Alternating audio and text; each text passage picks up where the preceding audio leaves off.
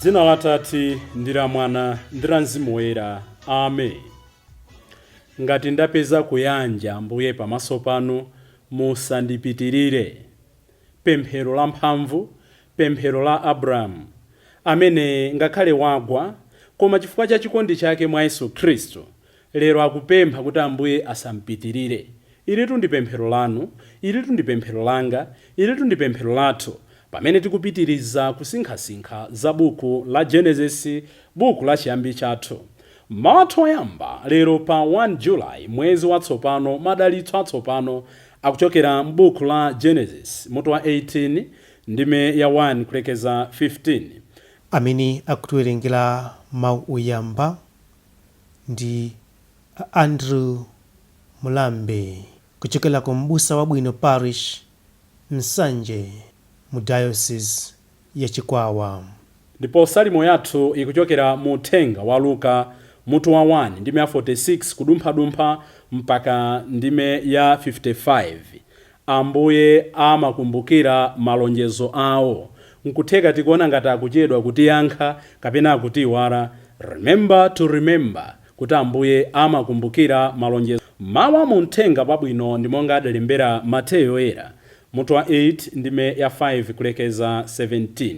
Amene akutiwerengera uthenga wabwino komanso kutigawira mawu ndi Reverend Father Francis Damaseke kuchokera ku Episcopal Conference of Malawi, ECM. Tiyeniso abale tsiku la lero pamene tikunena kuti ngati Ambuye mwandipeza oyanja pamaso pano, musandipitirire. Pemphero lathu ndiloti Ambuye asatipitirire tsiku la lero. Mawu oyamba. Mawu a m'buku la Genesis. Genesis 18 ndime ya 1 mpaka 15. Chauta adaonekera Abrahamu ku mitengo ya thundu ya ku Mamure ija. Abrahamuyo atakhala pa khomo la hema lake nthawi ya masana kutatentha, mwadzidzidzi adangoona anthu atatu atayimirira potero. Atangowaona, ananyamuka mwansanga kukawalonjera. Adaweramitsa mutu nati, "Mbuyanga, ngati ndapeza kuyanja pamaso panu, chonde musapitirire pa khomo pa mtumiki wanu. Ndikupaseni madzi kuti mutsuke mapazi. Mungathe kubapuma pasinde pa mtengo pano. Ine tsopano ndikatenga chakudya, kuti mukadya mupeze mphamvu zopitirizira ulendo wanu.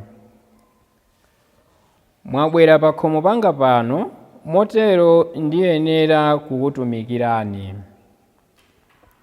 Anthuwo adayankha kuti, "Chabwino, uchite monga waneneramo."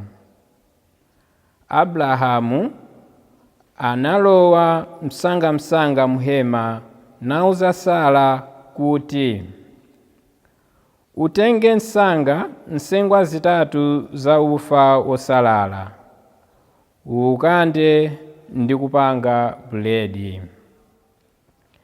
Pamenepo Abrahamu adathamanga nakatenga mwana wang'ombe wonenepa, nampereka kwa wantchito kuti akonze mwansanga.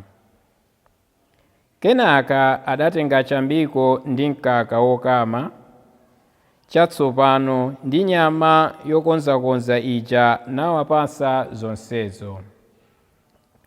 Iye adakhala potero pamene anthuwo anali kudya pasinde pa mtengo.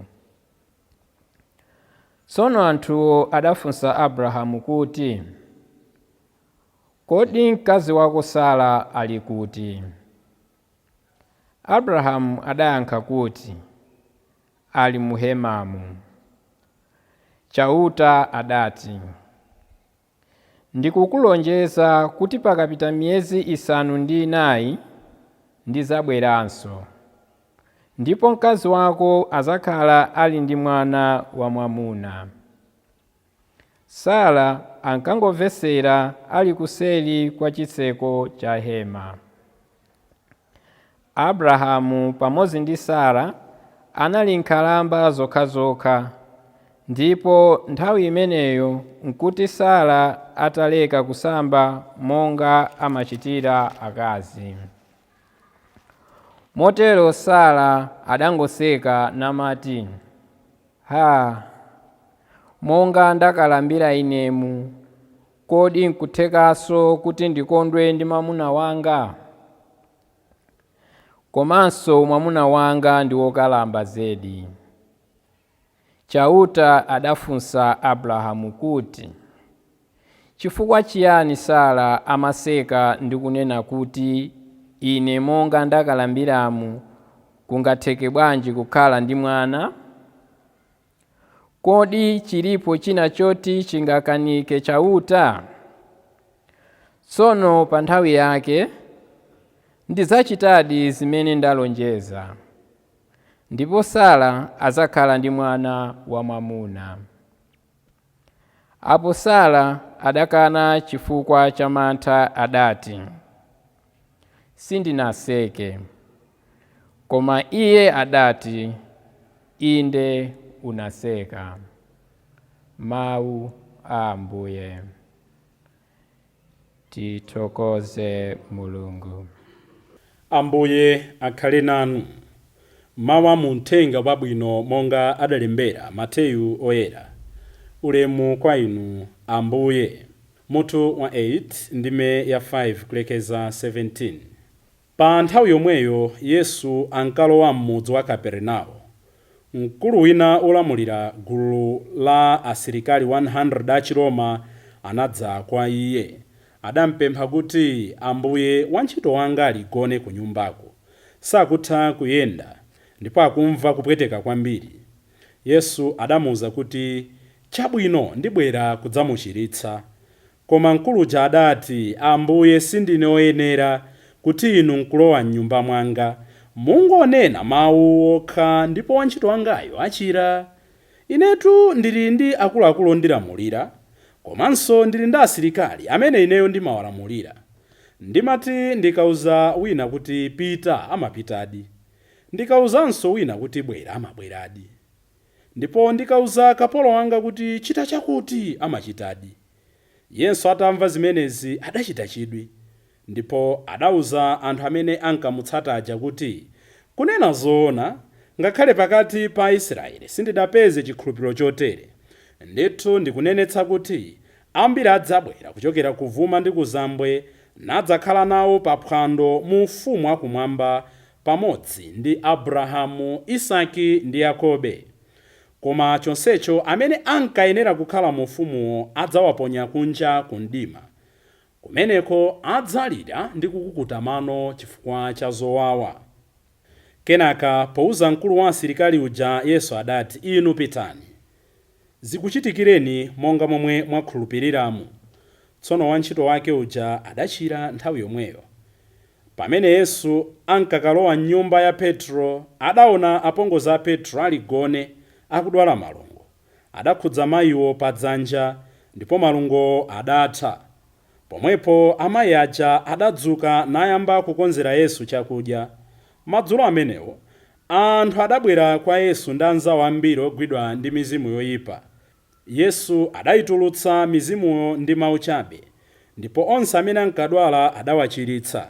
Adachita zimenezi kuti zipherezere zimene mneneri Yesaya adanena kuti, iye adatenga zofoka zathu, adaseza nthenda zathu. Uthenga wa Ambuye. Ulemu kwa inu Ambuye Yesu Khristu. Abrahamu akuti, Ambuye, ngati ndapeza kuyanja pakati panu, chonde musandipitirire. Tikumbukire kumene tikuchokera, tikumbukire kumene Abrahamu akuchokera. Waitanidwa, walonjezedwa kudzakhala kholo la anthu onse. Mkatikatimo akumva kuperewera china chake, akusirira kenaka akugwa akukhala limodzi ndi Hagar at the proposal of Sarah. Pambuyo pake akubala mwana Ishmael. Zinthu sizikuyenda. Abraham is feeling defeated. Lero Ambuye afuna ationetse kudzera m'mawu oyamba. Paja tanena kuti buku ili la Genesis likutitengera ku chiyambi cha moyo wathu. Meaning, ife inu ine tikagwa, tikalephera, tikakhumudwa, zinthu ngati sizikuyenda tizitani? Tiziyang'ana buku la Genesis ndikuona kuti tiphunziramo chani. Chifukwa zimene timakumana nazo lero sindife oyamba, zimangosiyana context. Koma mavuto, chisangalalo, chimwemwe, zonse zimene zimachitika mujanenera mphunzitsi, zochitika zidachitikapo kale. Tikuyenera tiyang'ane kwa Abraham. Nde atalephera choncho, tikuona chimene akuchita. Ngakhale akudzimva kuti ndolephera, ngakhale akuweruzidwa mwina kwa anthu oona kapena pamaso pa ife odziyenereza, iyeyo chimene akuchita tsopano akuphunzira self-surrender and service. Njira yokhayo imene tingabwererenso pamaso pa Mulungu pamene tagwa ndi kudzikhutulanso m'manja mwake, komanso kugwa kwathu nkulephera kwathu kumapitiriza utumiki. Kuti izi zitheke, we need a right positioning. Tikuyenera tikhale pamalo abwino. Abrahamu adakhala pa khomo la tenti yake, samatalikirana ndi tenti yake. Tikumbukire kuti pa tenti imeneyi ndi pamene adamanga guwa loperekera nsembe. He would have opted kukakhala kumalo kwina kulikonse kaya kotani, koma adakakhala panja pa tenti pafupi ndi guwa la nsembe pamene amaperekera nsembe. He was in a position of prayer.